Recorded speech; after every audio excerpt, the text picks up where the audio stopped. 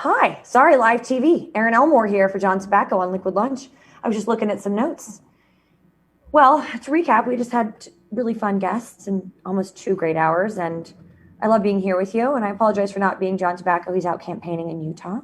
And if you don't know who I am, again am Erin Elmore, and I'm the executive director of USA Strong. On social media, you can find us at Proud USA Strong. That's Proud USA Strong. What we are is we're a grassroots organization looking to restore America's middle class because people like Joe Biden have shipped it off to China. And that's the truth. And we want to bring those jobs back. We want to hold China accountable. China's truly terrifying. Not the Chinese people, it's the Chinese Communist Party.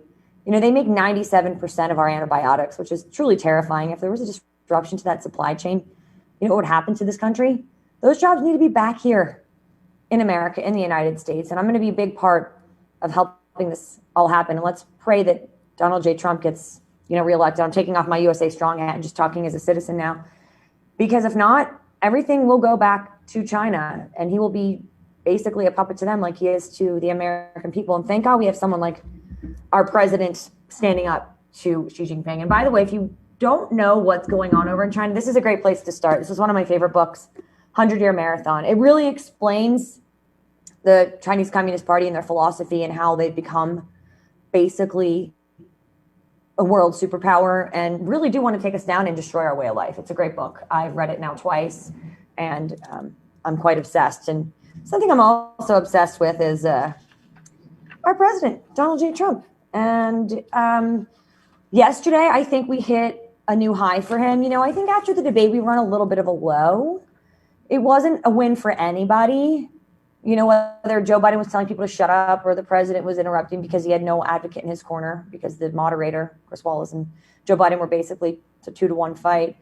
But last night he went out and he said, everybody, you're president. He's got antibodies. He's immune. I'm going to go out and kiss the pretty ladies. I thought that was a savage moment that would really resonate with independents and with the base. I think that they like to hear that. That's what they want to see.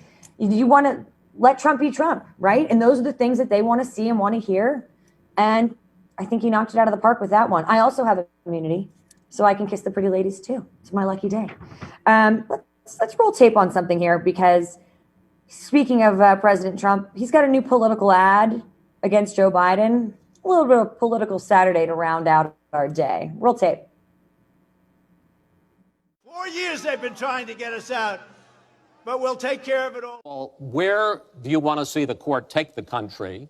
And secondly, what's your view on how the Constitution should be interpreted? That's like saying before you got in this program, if you take a test where you're taking cocaine or not, what do you think, huh? That's the question. Please quiet, everybody. We're getting nervous, Hold on man. just a moment, folks, because this is going to end up getting out of control. Let's try to keep it quiet so for the candidates and for the American people. But I tell you, if you have a problem figuring out whether you're for me or Trump, then you ain't black. I want to thank you both for participating.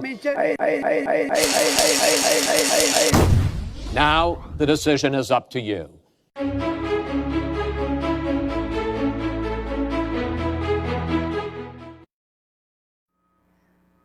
That was only 46 seconds long. That could put an hour and 46 seconds with all the gaffes that Joe Biden makes. I mean, they didn't even have the 7-Eleven one, how you have to have a slight Indian accent in there unless I missed it.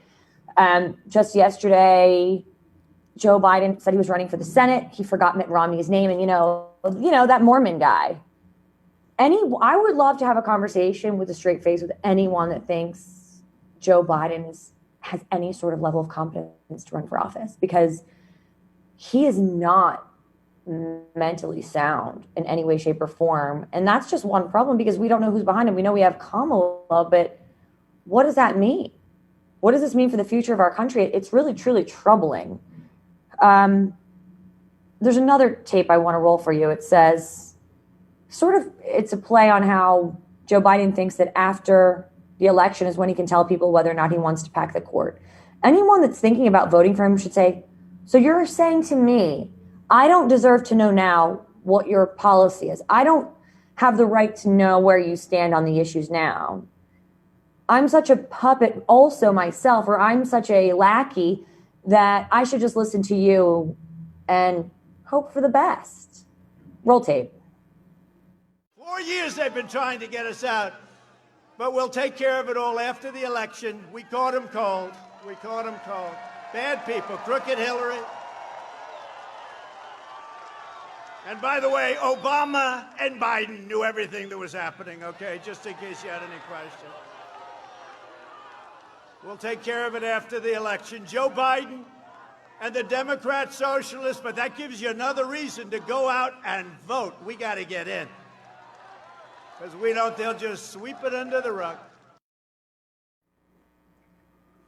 Our great president is correct. We've got to get out there and vote. And I don't believe it's any coincidence that when you're driving around and you see a Joe Biden sign and then a vote by mail sign, and Joe Biden sign and a vote by mail sign, those two have become part and parcel and the same thing, because they know that's the only way that they're going to win is by putting their thumb on the scale and manipulating the ballots. They can't win this one fair and square. And if you have to win by cheating, is it really even a win? But I think that the Trump derangement syndrome is so bad and so severe and so real that they think to themselves, you know, if we have to cheat to get this done, it's okay and it's worth it, because then we get rid of Donald Trump. And that's what's terrifying as a country. I think the American people realize, for the most part, that's what's going on, and that we're not as dumb and as deplorable and as smelly and as a Walmart person as you think we are. We have a mind of our own. And that's why I hope on election day that the numbers for President Trump are so massive and so great that they realize, wow, we really misrepresented how much we had to cheat. We really underestimated how many people were in support of Donald Trump. We're going to have to really concede this one.